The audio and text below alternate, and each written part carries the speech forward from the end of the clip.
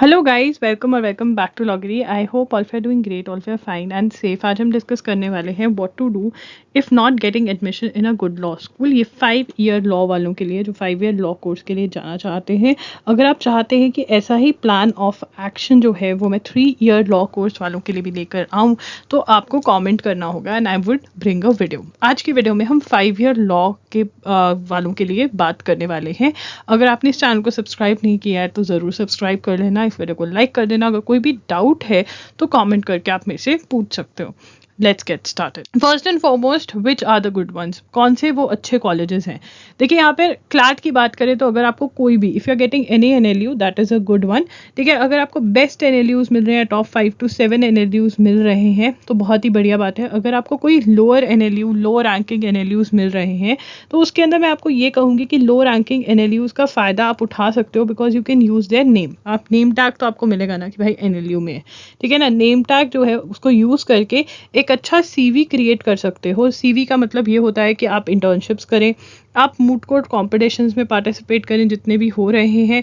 ठीक है, मतलब आपका एक परफेक्ट CV होना चाहिए। ठीक है, आप रिसर्च पेपर लिख रहे हैं, ठीक है, आप कम्युनिटीज़ बना रहे हैं, कमिटीज़ बना रहे हैं। देखिए, आपको ये सोचकर जाना चाहिए एक लोअर रैंकिंग NLU में कि आप अपने लॉ स्कूल के लिए भी इवॉल्व होने के लिए काम करोगे, मतलब उसको भी इवॉल्व करोगे। जो टॉप NLUs हैं वो ऑलरेडी इवॉल्व हो रखे हैं, बट वहाँ पर भी स्टूडेंट्स, फैकल्टी, सब ने इक्वल रोल प्ले किया होता है उस कॉलेज को ऊपर लेके जाने में। तो क्यों नहीं आप ये अपने ऊपर रिस्पॉन्सिबिलिटी लेते कि आप जो है, अगर आपको एक लोअर रैंकिंग NLU मिल रहा है तो आप वहाँ पर ये सब चीज़ें जो हैं ये आदत डालें लोगों को। आप एक इंस्पिरेशन बने कि ऐसे है जो करना चाहिए, राइट। वो आप बिल्कुल बिल्कुल कर सकते हैं। और नेम टैग होगा तो चीज़ें ईजी हो जाती हैं, आपको इंटर्नशिप्स जो होती हैं वो ईजिली मिल जाती हैं as compare to other things. So obviously अगर लोअर रैंकिंग NLU मिल रहा है तो वो भी आप ड्रॉप मत करें। NLU दिल्ली मिल रहा है तो बहुत ही बढ़िया है। उसके बाद हमारे पास SLS है। देखिए, SLS में अगर आपको पुणे नोएडा मिल रहा है तो बहुत बहुत बढ़िया बात है। इसके लिए तो मैं आपको कहूँगी आप एजुकेशन लोन भी ले लो अगर आपको फ़ीस की प्रॉब्लम है। बट हैदराबाद, नागपुर के लिए लोन तो मत लेना, बट अगर आपको मिल रहा है, आपको फीस से कोई दिक्कत नहीं है तो आप ले सकते हो। एटलीस्ट एक लोकल लॉ स्कूल से तो बहुत ही बढ़िया। अगर आप XYZ लोकल लॉ स्कूल में जा रहे हो उससे बढ़िया। नारसी मोहनजी मुंबई मिल रहा है, नवी मुंबई मिल रहा है, बहुत बढ़िया। अगेन अगर दूसरे मिल रहे हैं, दूसरे सिटीज़ में मिल रहे हैं लोकल लॉ स्कूल से, तो ये बहुत बहुत बढ़िया ही है। लोकल लॉ स्कूल्स या कुछ जो प्राइवेट लॉ स्कूल्स हैं, क्राइस्ट यूनिवर्सिटी बैंगलोर मिल रहा है, बहुत बढ़िया। Army institute of law Mohali, वो भी बहुत बढ़िया है। GLC मुंबई मिल रहा है, LS पुणे मिल रहा है, बहुत बढ़िया। ठीक है, आपको भारतीय विद्यापीठ मिल रहा है, UPS मिल रहा है, देहरादून वाला। तो यहाँ पे मैं आपको क्या कहना चाहती हूँ, पहले तो आप ये बात समझिए कि जब आप एक लॉ स्कूल में पहुँच गए हैं, ठीक है, सिर्फ आपको लॉ स्कूल में, उस गुड लॉ स्कूल में होने का मतलब ये नहीं कि आप गुड लॉ स्कूल में पहुंच के काम खत्म। ठीक है, अब मैं पूरे 5 इयर्स पेपर दूंगी, अच्छे नंबर लेकर आऊंगी, परसेंटेज बेस्ट लेकर आऊंगी, हो गया नहीं। आपको एक्स्ट्रा करिकुलर एक्टिविटीज़ में पार्टिसिपेट करना पड़ेगा। और एक्स्ट्रा करिकुलर एक्टिविटीज़ मतलब काम करना पड़ेगा। इंटर्नशिप्स बहुत ज़्यादा ज़रूरी है, इसमें से सबसे ज़्यादा इंपॉर्टेंट इंटर्नशिप्स है। मूट कोर्ट में पार्टिसिपेट कर लो, रिसर्च पेपर लिख लो तो बहुत ही बढ़िया है, बट ये तो मैंडेटरी है क्योंकि ये आपको फर्स्ट हैंड एक्सपीरियंस देंगे। आप यहाँ से स्किल एक्वायर करोगे एंड इसी स्किल के बेसिस पे आपकी प्लेसमेंट होने वाली है। तो ये तो भूल जाओ कि आप लॉ स्कूल में चिल मारने जा रहे हो, बहुत काम करने जा रहे हो, थोड़ा बहुत चिल भी मार सकते हो। ये हर लॉ स्कूल की कहानी है, चाहे आप बेस्ट में जा रहे हो चाहे ओके में जा रहे हो। बेस्ट वाले में क्या फ़र्क है कि वहाँ पर आपका कल्चर ऐसा है, इंटर्नशिप होगी, वो आपको हेल्प भी करेंगे। ठीक है, वो आपका मतलब एक आपको डायरेक्शन मिली रहेगी, एक फुल पार मोटिवेशन मिलती रहती है वहाँ पर। टू द कॉन्ट्ररी, अगर आप एक नॉर्मल लॉ स्कूल में जा रहे हो तो आप खुद से ये सब कुछ करोगे, खुद से मोटिवेटेड रहना होगा, हेल्प नहीं मिलेगी, सब कुछ रास्ता वगैरह खुद ढूंढना पड़ेगा। ऑब्वियसली आपको मेरी वीडियोस मिल जाएंगी कैसे इंटर्नशिप लगवानी है, कैसे क्या करना है, इंटर्नशिप पे जाके क्या करना है, वो आपको हेल्प मैं दे रही हूँ, बट फिर भी रास्ता आपको खुद ही पार करना पड़ेगा। देखिए, जो हमने अभी लॉ स्कूल्स डिस्कस करे हैं, अगर आपको वहाँ पे एडमिशन नहीं मिल रहा है तो क्या सोचने की क्वेश्चन सोचना चाहिए आपको कि आप डिसाइड कर पाएँ कि आपको ज़िंदगी में करना क्या है। What I want to do after law. ठीक है, अब आप कहोगे भाई मुझे तो पता नहीं, मुझे लॉ ही करनी है, अभी तो कुछ पता नहीं है मुझे। ठीक है, तो देखिए मैं आपको यहाँ पे बताने वाली हूँ कि लॉ के बाद क्या क्या कर सकते हैं। मैं यहाँ पे मोटा मोटा हिसाब देने वाली हूँ आपको, मैं डिटेल्स में नहीं घुस रही हूँ। ठीक है, आप यहाँ पर सबसे पहले लॉ फर्म्स के साथ काम कर सकते हैं, कंपनी कंपनीज के साथ काम कर सकते हैं, जिसको कॉर्पोरेट लॉ वगैरह भी कहते हैं, लॉ फॉर्म्स के साथ काम कर सकते हैं, ठीक है। दूसरा काम जो है आप कर सकते हैं वो है कोर्ट में लॉयर, ठीक है ना, कोर्ट के अंदर प्रैक्टिस कर सकते हैं, जिसको हम प्रैक्टिसिंग इन कोर्ट कहते हैं और जिसको लॉ की भाषा में लिटिगेशन कहते हैं, ठीक है, practising in the courts of law, ठीक है। और जो तीसरा चीज जो है वो है गवर्नमेंट एग्जाम्स, ठीक है ना।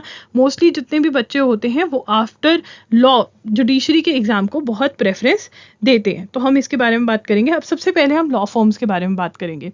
देखिए, लॉ फॉर्म्स के अंदर ऑन कैंपस प्लेसमेंट होना, अगर मतलब अगर ऑन कैंपस प्लेसमेंट है तो बहुत बढ़िया है, या फिर अगर कॉलेज का नेम टैग, नाम चलता है कि हाँ भाई अगर ये बच्चा इस कॉलेज में आ रहा है कुछ तो है, प्लेसमेंट हो जाती है, ठीक है ना।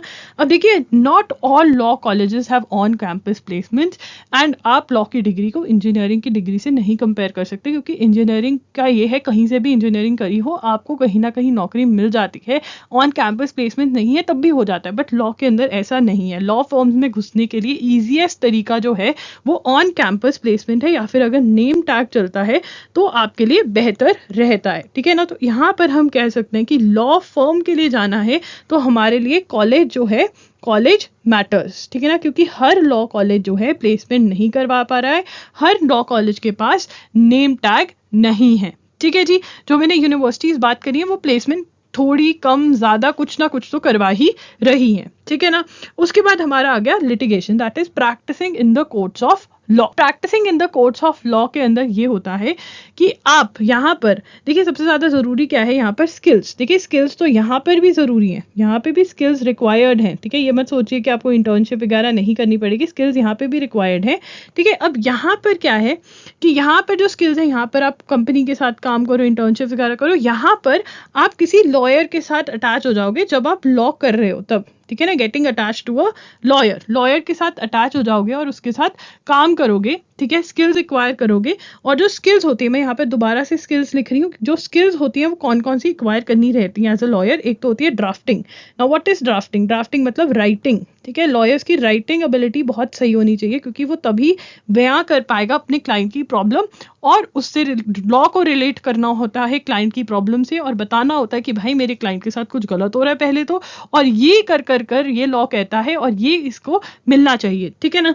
उसके बाद होती है रिसर्च, ठीक है ना, जजमेंट्स पढ़ना, उनको रिलेट कर पाना, ठीक है। जजमेंट्स ढूंढने का भी एक तरीका होता है। ऑब्वियसली इन सब पे आपको वीडियोस मिलेंगी, ड्राफ्टिंग पे, रिसर्च पे, जो मेरे चैनल पे लॉ क्रीपर करी हुई है मैंने, ठीक है। उसके बाद आपकी स्पीकिंग स्किल्स होती हैं, कि बोलने की प्रैक्टिस, ठीक है ना। स्पीकिंग स्किल्स पे बहुत काम करना होता है, क्योंकि आप कोर्ट के अंदर जज के आगे बोलेंगे, तो स्पीकिंग स्किल्स पे आपको काम करना रहता है, आपको कॉन्फिडेंस होना चाहिए।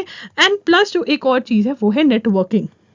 नेटवर्किंग पे क्यों काम करना होता है? देखिए ऑब्वियसली आप हमेशा तो लॉयर के साथ अटैच नहीं होंगे, आप कभी तो अपना लॉ ऑफिस स्टार्ट करेंगे, जो कि करना भी चाहिए, ठीक है ना। उसके लिए चाहिए होती है नेटवर्किंग। और नेटवर्किंग क्यों चाहिए होती है? क्योंकि केसेस नेटवर्किंग से ही आती है, और वो नेटवर्किंग आप लॉ स्कूल के अंदर ही स्टार्ट कर सकते हैं बाय डूइंग इंटर्नशिप्स, ठीक है ना। ये सारा काम भी आप इंटर्नशिप्स के थ्रू सीख सकते हैं। ड्राफ्टिंग का काम हो गया, ठीक है, रिसर्च का काम हो गया, स्पीकिंग स्किल्स, नेटवर्किंग, ये सब कर सकते हैं थ्रू इंटर्नशिप्स। अगर आप चाहते हो कि लॉगिरी आपके लिए एक स्पेसिफिक कोर्स लेकर आए तो वो भी आप कमेंट कर सकते हो। वैसे मैंने बहुत सारी वीडियोस इन सब चीज़ों से रिलेटेड करी हुई हैं जो बहुत ही प्रैक्टिकल हैं, और आप खुद ब खुद इन पे काम कर सकते हैं। उसका लिंक प्लेलिस्ट का डिस्क्रिप्शन बॉक्स में मैं दे दूंगी, समझ रहे हो।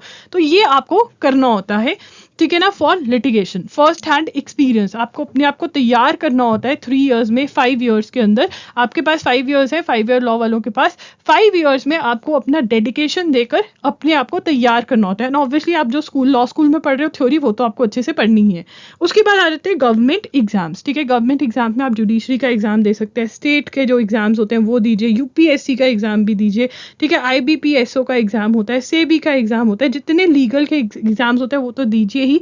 बट आफ्टर ग्रेड जितने भी एग्जाम्स की आपकी एलिजिबिलिटी बनती है और सिलेबस थोड़ा बहुत सेम बनता है, वो एग्जाम्स आपको देने ही चाहिए। क्योंकि जुडिशरी का ये रहता है कि कभी इसके एग्जाम पक्का नहीं होता है कि हर स्टेट के हर ईयर निकलेंगे ही, तो थोड़ा ये प्रॉब्लम रहता है। एंड जुडिशरी के लिए हमारे पास बैकअप होना बहुत ज़रूरी है, ठीक है। अब लॉ के अंदर हमारे पास एक अच्छी चीज़ जो है वो ये है कि हम कभी भी कोर्ट लिटिगेशन मतलब practising in the courts of law पे फॉल कर सकते हैं। तो जुडिशरी वाले अपना जो बैकअप है बहुत बढ़िया वो प्रैक्टिसिंग इन कोर्ट बना सकते हैं, क्योंकि आपको वहाँ पे रिटायरमेंट के बाद बहुत सारे गवर्नमेंट ऑफिसर्स और प्राइवेट वाले भी वो लॉ कर लेते हैं और कोर्ट में प्रैक्टिस कर लेते हैं। ठीक है, 60 ईयर्स वाला कर सकता है, तो यार तुम तो बहुत जवान हो, तुम्हें क्या हुआ है। तो इसका मतलब अगर हमारे गवर्नमेंट एग्जाम नहीं हुआ तो हम कभी भी प्रैक्टिस स्टार्ट कर सकते हैं कोर्ट्स के अंदर। ठीक है, ये एक बेस्ट पार्ट है लॉ का।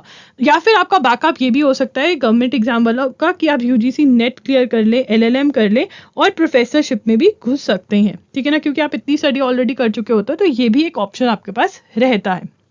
देखिए, अब लिटिगेशन वालों के लिए, ठीक है, अगर आपको एक गुड कॉलेज मिलता है तो ऑब्वियसली छोड़ना नहीं चाहिए, क्योंकि वहाँ की जो नेटवर्किंग है, वहाँ पे जो क्वालिटी ऑफ इंटर्नशिप्स आपकी लग सकती हैं वो बहुत ज़्यादा हेल्पफुल होती हैं। ठीक है, बट अगर आपको एक ओके वाला कॉलेज मिल रहा है और आप ये सारा कार्यक्रम कर लेते हैं जो मैंने यहाँ पे डिस्कस किया है, तब भी आप सक्सेसफुल बहुत बढ़िया हो सकते हैं जब आप करते हैं प्रैक्टिस इन कोर्ट की बात, लिटिगेशन की बात। गवर्नमेंट एग्जाम्स वाले पार्ट के अंदर भी अगर आप खुद से पढ़ने को तैयार हैं, देखिए कॉलेज में आपको वैसे भी खुद से ही पढ़ना पड़ता है, लेक्चरर्स जो होते हैं, जो प्रोफेसर्स होते हैं, वो स्पून फीडिंग नहीं करते हैं। तो अगर आप खुद से पढ़ने को तैयार हो, तब भी अगर आपको गुड कॉलेज मिल रहा है गवर्नमेंट एग्जाम्स के लिए, तब भी बहुत बढ़िया। अगर आप ओके से करो तब भी सही है। ठीक है, तो इसका मतलब ये है कि अगर आप प्लेसमेंट्स के लिए देख रहे हो, ठीक है, तो फिर आपको क्या करना पड़ेगा, प्लेसमेंट्स के लिए देख रहे हो तो आपको बेस्ट लॉ स्कूल के लिए ही जाना पड़ेगा। तो यहाँ पर आपके पास दो ऑप्शंस हैं, या तो आप ड्रॉप ले लीजिए। देखिए, ड्रॉप के अंदर भी दो टाइप के ड्रॉप होते हैं। एक होता है पार्शियल ड्रॉप, मतलब आप कहीं एडमिशन ले रहे हो साइड बाय किसी लॉ स्कूल के अंदर या फिर किसी कोर्स में, बीए, बीबीए, बीकॉम, किसी में भी, और फिर क्लार्ट का एग्जाम दे रहे हो। ठीक है, या फिर आप कंप्लीट ड्रॉप ले रहे हो, मतलब कुछ भी नहीं, सिर्फ और सिर्फ कंप्लीट फोकस आपका रहेगा क्लार्ट के एग्जाम पे। देखिए, यहाँ पर जो मेरी सजेशन आपको रहेगी, एक तो मैं पर्टिकुलर वीडियो, अगर चाहते हो कि पार्शियल ड्रॉप लें, कंप्लीट ड्रॉप लें, अगर वो वीडियो चाहते हो प्लीज क्लियरली बता दो, मुझे समझ नहीं आ रहा तुम कौन सी स्टेज पे हो जिंदगी में, इस पे वीडियो चाहिए ड्रॉप पे या नहीं, बता देना। ठीक है, अब यहाँ पर अगर आप अब पार्शियल ड्रॉप ले रहे हो तो ठीक है, मतलब अटेम्प्ट दे लो अपना। कंप्लीट ड्रॉप वालों के लिए बस एक ही ड्रॉप लेना है, वन टाइम ड्रॉप ही लेना है, सेकेंड टाइम ड्रॉप प्लीज मत लेना। मेंटल हेल्थ की वाट लग जाती है, हिंदी में बोल रही हूँ मैं, सच में वाट लग जाती है। ठीक है, आप अगर आपसे नहीं हो रहा है तो आप 3 ईयर लॉ के लिए ट्राई कर सकते हैं, आप अपनी ग्रेजुएशन की फील्ड के अंदर भी जॉब कर सकते हैं। ठीक है, 3 ईयर लॉ के अंदर और भी ऑप्शंस आ रहे हैं, एनएलयू उड़ीसा ऐड हो गया है, तो यार 2 बार क्लार्क के लिए ड्रॉप मत ले, एक बार ड्रॉप लेना है तो पार्शियल ड्रॉप ले सकते हैं। पार्शियल ड्रॉप का बेनिफिट ये हो जाता है कि यार आपको ना, जब आप ड्रॉप लेते हो ना, तो अंदर से सोच आती है कि यार अगर नहीं हुआ तो क्या, तो आप कहते हो हाँ ठीक है, ये तो हो ही रहा है ना, इसके बाद कर लूंगा। ठीक है, और अगर आप कंप्लीट ड्रॉप लेते हो ना तो बहुत प्रेशर आ जाता है, और उसी प्रेशर की वजह से बहुत बार बहुत सारे बच्चों का एग्जाम भी क्लियर नहीं होता। पार्शियल वालों का आजकल ज्यादा क्लियर होता है, बिकॉज कहीं ना कहीं टेंशन फ्री होते हैं कि ठीक है यार, हो गया तो ठीक है, नहीं हुआ तो नहीं हुआ, और ये जो है उनकी फेवर में काम कर रहा है। ठीक है, तो ये आपको सोचना है कि आप क्या करना चाहते हो। एंड अगर आप मेरे साथ डिस्कस करना चाहते हो, कमेंट कर सकते हो, आप मेरे साथ 1-on-1 सेशन भी बुक करवा सकते हो, जिसका लिंक डिस्क्रिप्शन बॉक्स में। आप फ्री में मेरे साथ बात करना चाहते हो तो 11 AM हर संडे को सेशन होता है, वहाँ पे आप फ्री में आके मुझे अपनी प्रॉब्लम बता सकते हो। इसी यूट्यूब चैनल पे वो सेशन होता है, वहाँ पे आप डिस्कस कर सकते हो। पर ये चीज़ सोचकर डिसाइड करना बहुत ज़रूरी है कि आपको पता होना चाहिए कि माइंड सेट रेडी होना चाहिए कि हाँ, मैं इस लॉ स्कूल को येस कर रही हूँ और मुझे पता है कि मुझे ये रास्ता चलना पड़ेगा। थोड़ा हार्ड हो सकता है अगर आप एक नॉर्मल लॉ स्कूल के लिए जा रहे हो, ठीक है, वो आप रेडी होने चाहिए। ठीक है, वहां जाके आप लॉ स्कूल को कोस रहे हो कि ये तो ऐसा है, तो ये नहीं करते, तो क्या फायदा है, क्योंकि उनकी जिंदगी खराब नहीं होने वाली है, उनको फीस आती रहेगी, उनके पास बच्चे आ रहे हैं, जिंदगी आपकी दाव पे है, तो आपको उसके लिए मेहनत करनी पड़ेगी। Right, so guys that's it. आप मुझे इंस्टाग्राम पे फॉलो कर सकते हैं, I am there by the name @IamLoggery, and you can also follow our Q&A जो कि हर संडे को होता है 11 AM पर। कोई भी डाउट है तो आप कॉमेंट कर सकते हैं। That's it, Loggery signing off, I will see you super soon, bye, take care.